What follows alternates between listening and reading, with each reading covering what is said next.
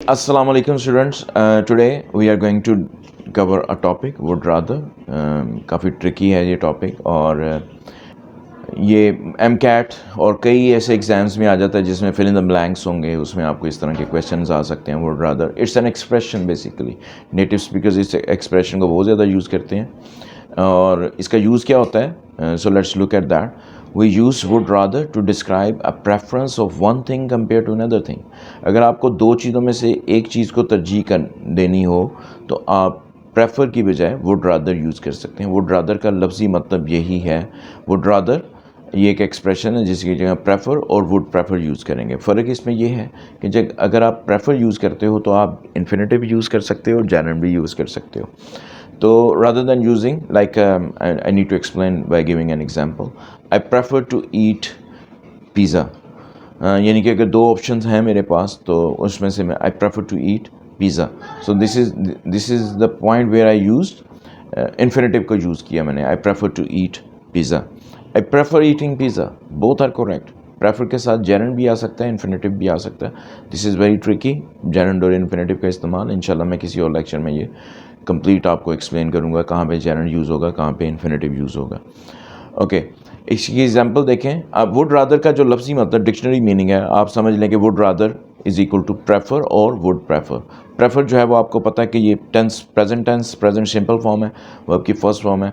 मैं करता हूँ की सेंस होगी मैं करूँगा, दोनों यानी कि आप यूज़ कर सकते हैं. तो यहाँ पे would rather doesn't have to be anything related with the past. I mean would जो है वो बिल्कुल भी पास्ट की बात नहीं है. I would rather watch TV than read a book. इसका मतलब यही है कि मैं टीवी किताब पढ़ने पर टीवी देखने को तरजीह देता हूँ या दूंगा. He would rather watch TV than read a book. He prefer to watch TV और he would prefer to watch TV than read a book. He would rather, तो यहाँ पे आपको इन्फिनेटिव नहीं लगाने की ज़रूरत. ही वुड रादर के साथ हमेशा वर्ब की फर्स्ट फॉर्म आएगी प्लस जो ऑब्जेक्ट नाउन है. He would rather watch TV than read a book.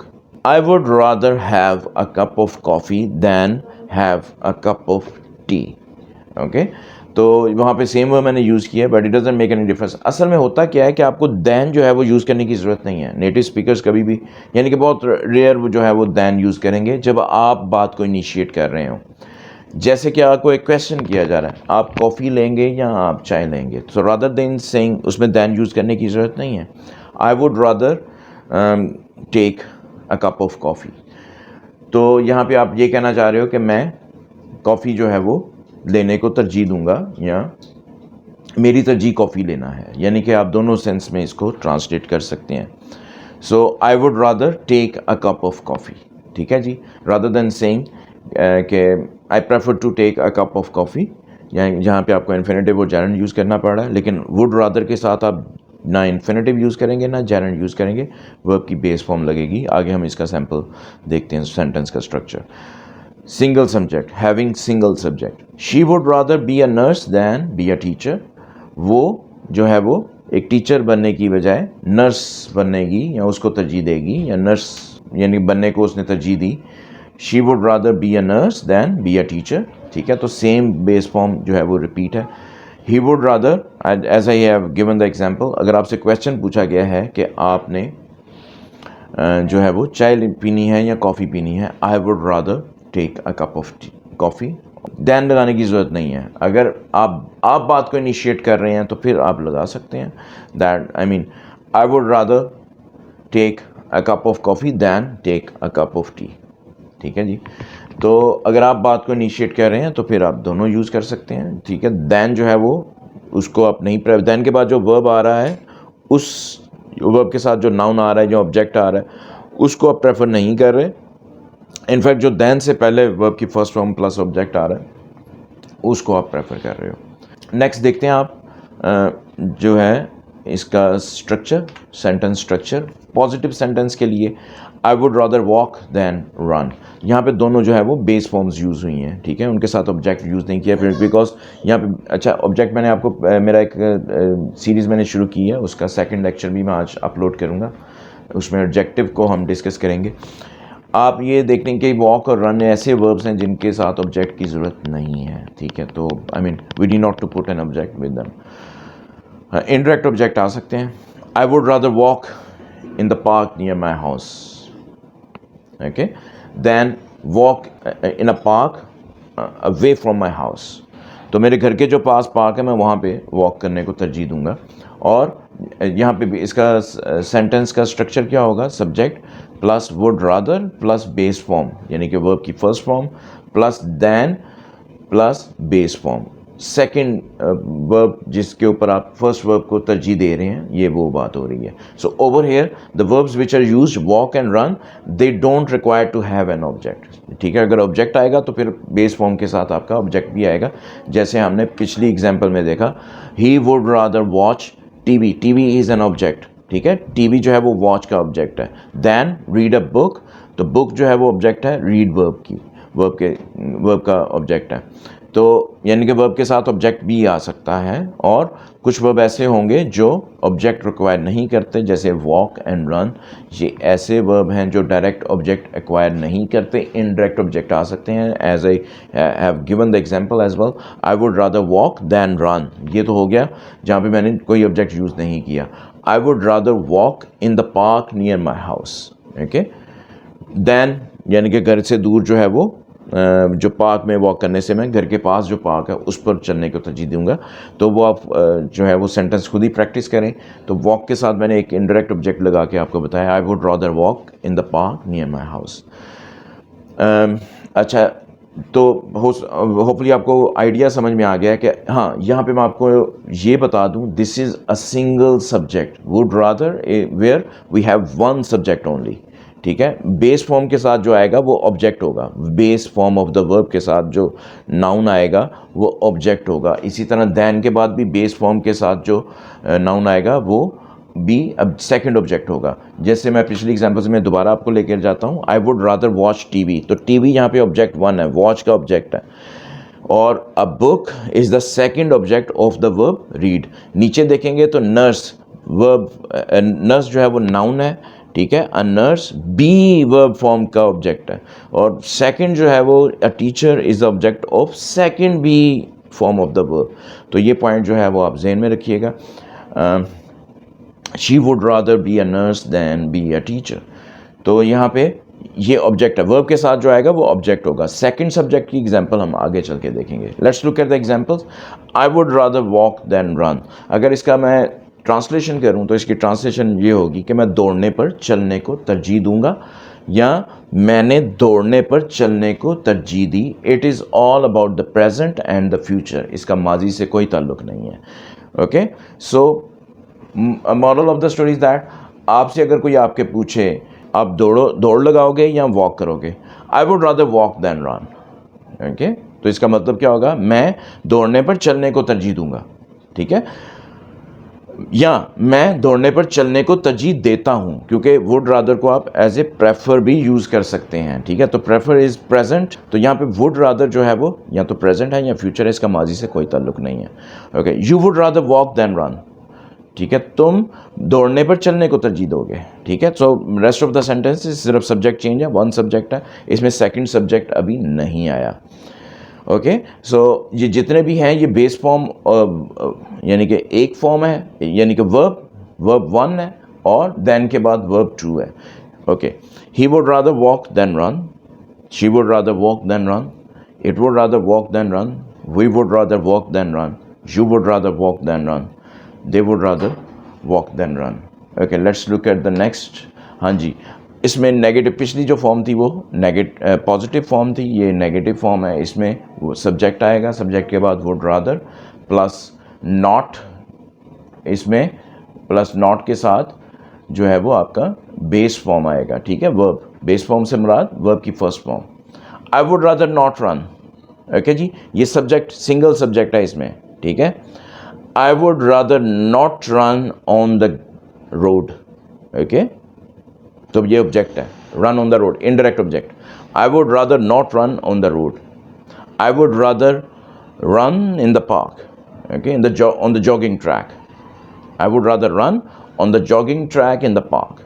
Okay, I would rather not run. Negative sentence है, मैं दौड़ने को तरजीह नहीं दूंगा. ठीक है।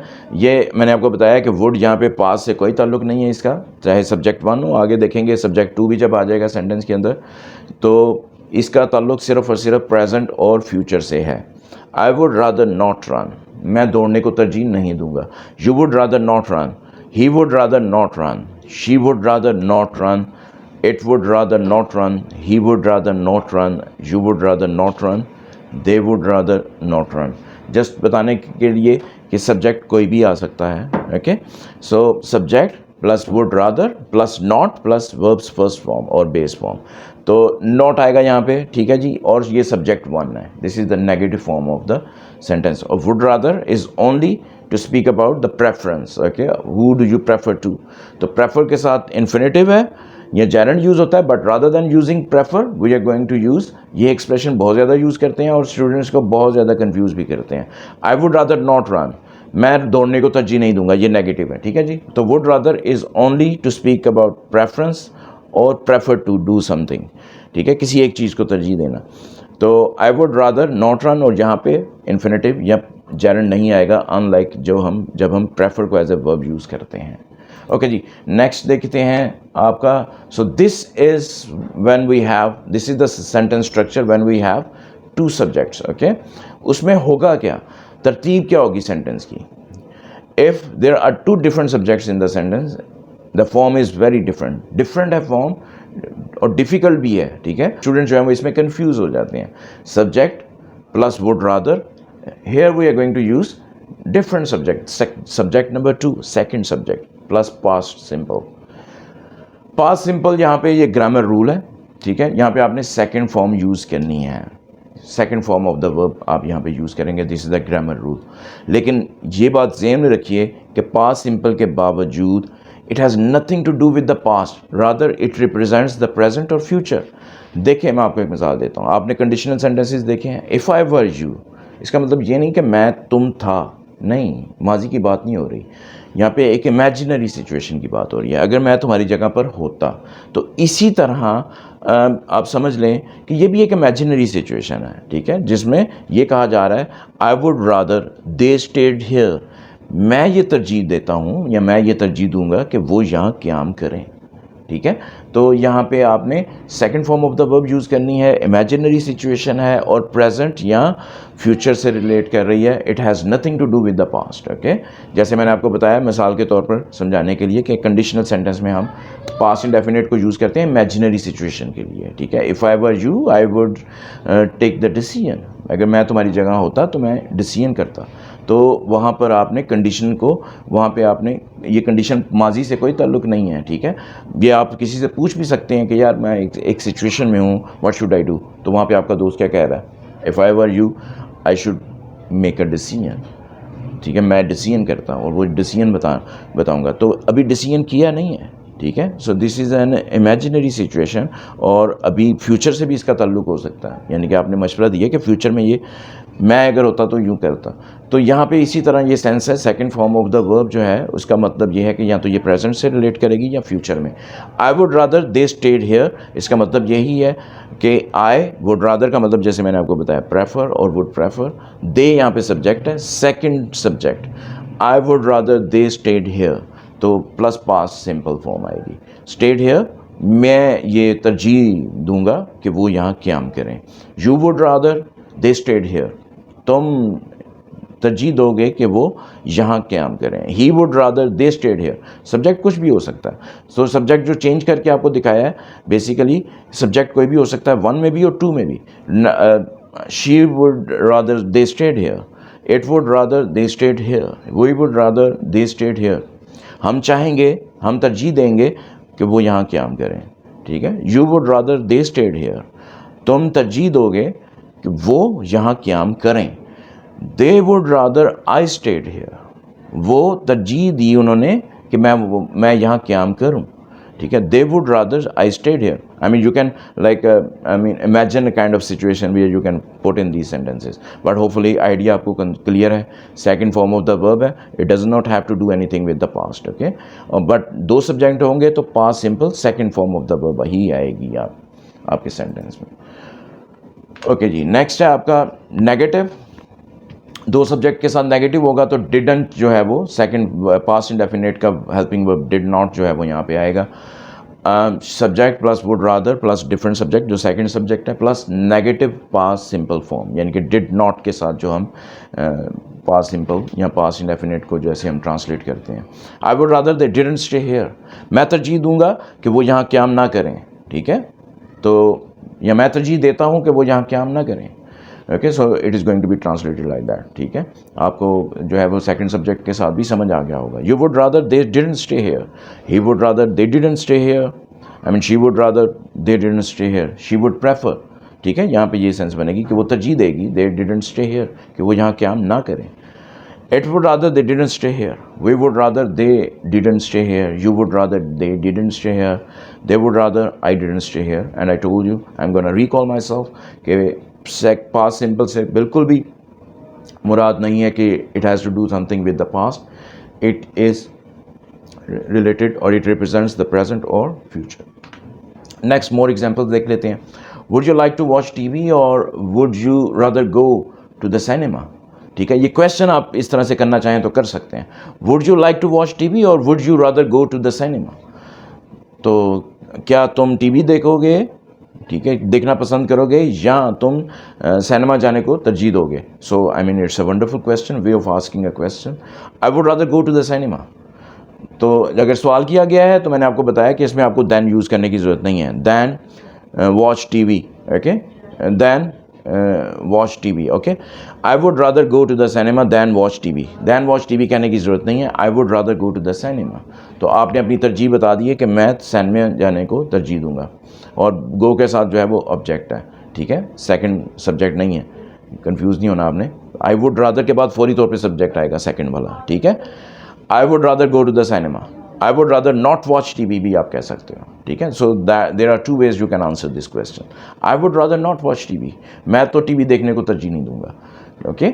सो इसका मतलब यही है कि मैं सिनेमा जाने को तरजीह दूंगा, ओके। टू डिफरेंट सब्जेक्ट्स के साथ एग्जांपल देख लें। आई would rather you ask before using my computer, wonderful sentence.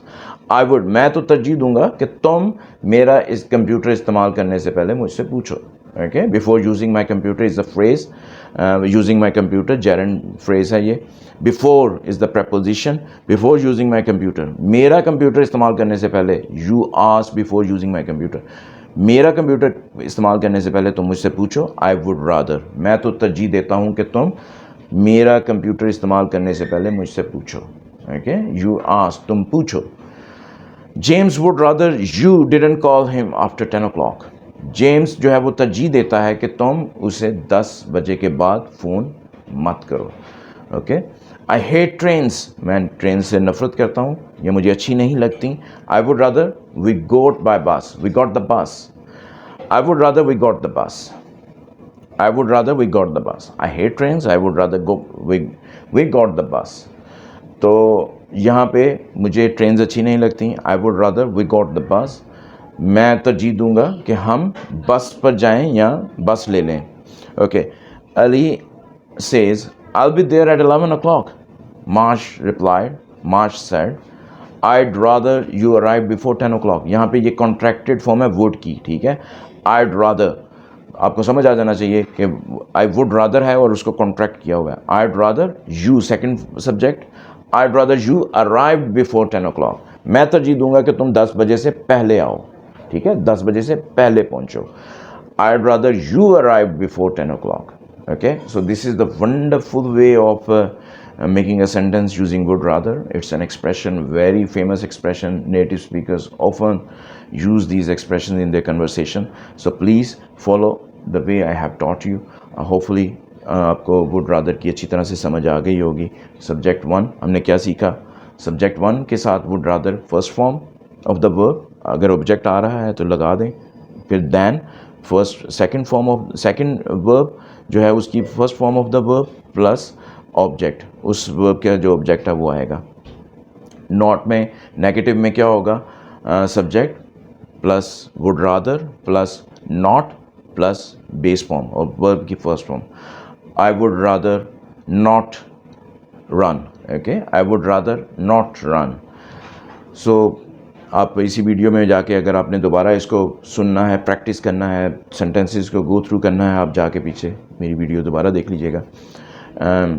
Basically और जब 2 सब्जेक्ट आएंगे तो 2 सब्जेक्ट के साथ आपका आएगा subject 1 plus would rather plus subject 2 second subject, फिर उसके बाद जो है वो plus second form of the verb, फिर उसके बाद जो भी आपका सेंटेंस है। जैसे यहाँ पे फ्रेजेस आ रहे हैं, देखें, you asked before using my computer, verb के साथ जो है वो second form of the verb के साथ बिल्कुल आपका ऑब्जेक्ट जो है वो फ्रेज़ है जो कि प्रपोजिशन के साथ आ रहा था। इनडायरेक्ट ऑब्जेक्ट होगा जैसे कि मैंने आपको दूसरी वीडियो में बताया, ठीक है। यहाँ पे देख लें सेकंड वाला सेंटेंस जेम्स वाला, James would rather, James subject 1, would rather, you second subject, didn't call, didn't call के बाद आपका ऑब्जेक्ट आएगा, डिडंट कॉल हिम, ठीक है।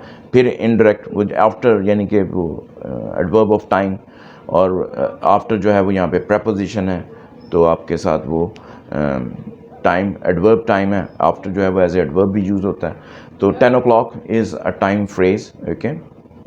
तो 10 बजे के बाद तुम मुझसे कॉल मत करो, ये सेंस बनेगी। यानी कि आपका सेकंड फॉर्म जो है वर्ब, उसके बाद आप अपना नॉर्मल सेंटेंस जो बनाते हैं, ठीक है, आप उस तरह से उसको बनाएं। जैसे I would rather we got the bus, तो द बस जो है वो गॉट का डायरेक्ट ऑब्जेक्ट है, we got the bus, I would rather we got the bus, मैं ये तरजीह दूंगा कि हम बस ले लें, ठीक है, या बस पर जाएं।